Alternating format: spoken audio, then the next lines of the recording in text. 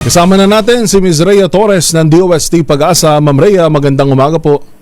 Magandang umaga po sa ating mga taga-subaybay sa magiging lagay po ng panahon natin ngayong araw. Sa kasalukuyan ay wala pa po tayong binabantayan na LPA o bagyo sa loob at labas ng ating Philippine Area of Responsibility, ngunit malaking bahagi po ng ating bansa ay makakaranas po ng maulan na panahon dulot po ng epekto ng shear line, pati na rin ng Intertropical Convergence Zone at ng amihan. Magiging maulan po ang panahon na makulimlim na panahon na may kasamang mga kalat-kalat mga pagulan sa buong Mindanao, pati na rin sa Eastern at Central Visayas, gayon din sa Negros Island region ngayong araw dulot na epekto nitong Intertropical Convergence Zone. Samantalang sa may bahagi naman po ng Quezon, sa Laguna, pati na rin sa Bicol region, asahan din po natin yung mga pag-ulan dulot naman ng epekto ng shear line.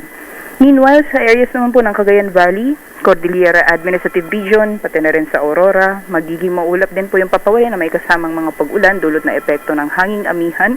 At sa Metro Manila, pati na rin sa nalalabing bahagi po ng ating bansa, patuloy pa rin po yung generally fair weather conditions. Liban na lamang po yung mga posibilidad na mga biglaan o mga panandali ang buhos ng ulan dulot ng mga isolated na mga pag-ulan.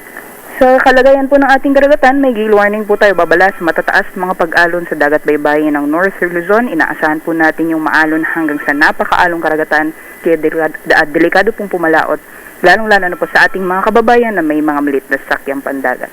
At sa mga susunod na araw, particularly this coming weekend, ay asahan po natin malaking bahagi ng Visayas, pati na rin ng Mindanao at Southern Luzon ay magiging maulan ng panahon dulot po ng epekto ng shear line pati na rin ng ITCZ. Kaya pinag-iingat po yung ating mga kababayan sa mga posibilidad, mga pagbaha pati na rin pagguho ng lupa.